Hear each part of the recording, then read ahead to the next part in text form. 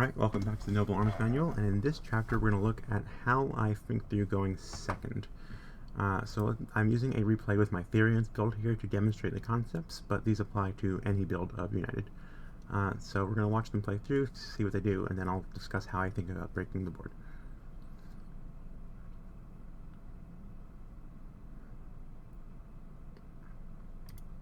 Alright, now obviously this is a very good hand. Now, I'm not going to pretend it's not. But what do I know? I know I have a Dragoon that I have to out.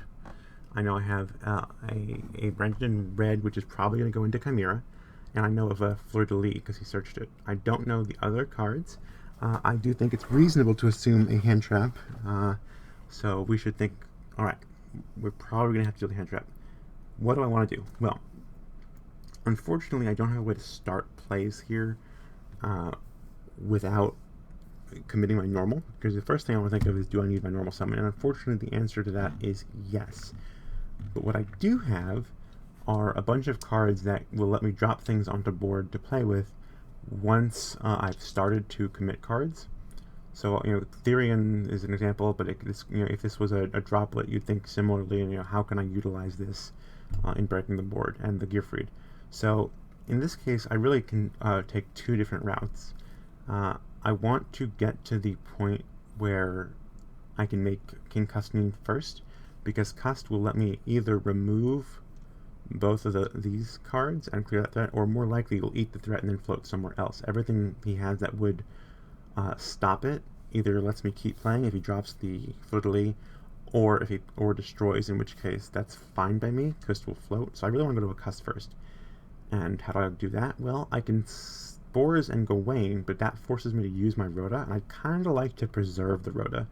So instead I'm going to attempt to OGA and mill something to Loathing Fossil back.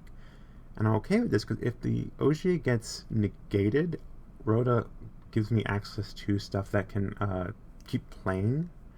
Now, he has Ash and Valor in his hand. I don't know that. Having both of them means he could stop if he negated the OGA and then negated the Rhoda. You can't plan on everything. But let's see how this goes. So I'm going to attempt to mill. He's going to let it through. Fossil back to Maji. And he actually doesn't disrupt me here. And here's where we're going to get the first disruption. So I'm going to target these two. Now, if this resolves, it shuts off Chimera and Floor. So it's obviously not going to resolve. But let's see how he chooses to respond to it. He's going to burn his Dragoon on it. So he's really keeping knowledge. He's not revealing that he has these yet. So he's going to pop that. That's fine. We're going to attempt to float. Now, we're floating his rank 5. The only thing he has that will disrupt this float is a bell. If he had one, he doesn't. And if he did, that's fine. I've got things to work with. But this is going to go through. And this is excellent news, because now I can again threaten the Fleur-de-Lis.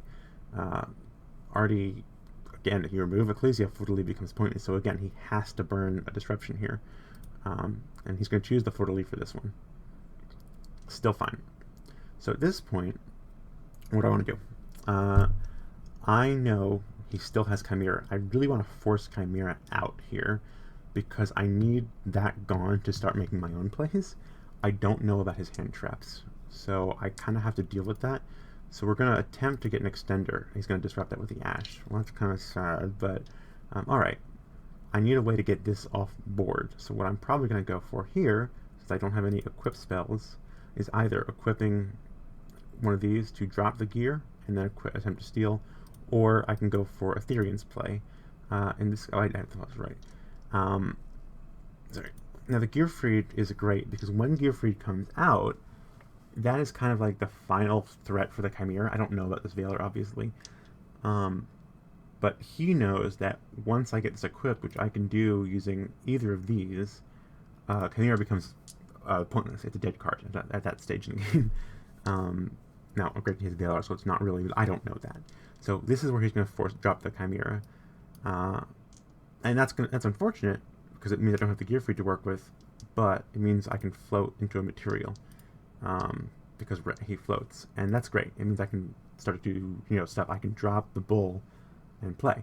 Now, if he has no hand traps, as it is, I'm golden. He has one, but I can still play through this. So, unfortunately, he actually has two. He drew a second off of Chimera.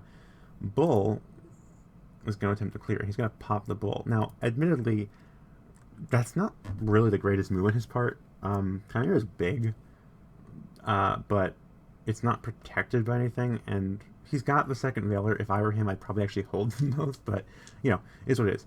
The real key here is, though, that when I link Bull away, or, in this case, because Bull got negated, Arthur is going back to grave, which means he's going to float again.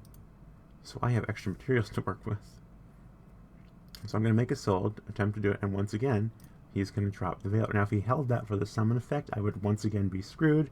So, yes, his hand had enough disruptions that if he had played them a little smarter, he would have broken the board. You can't play around everything.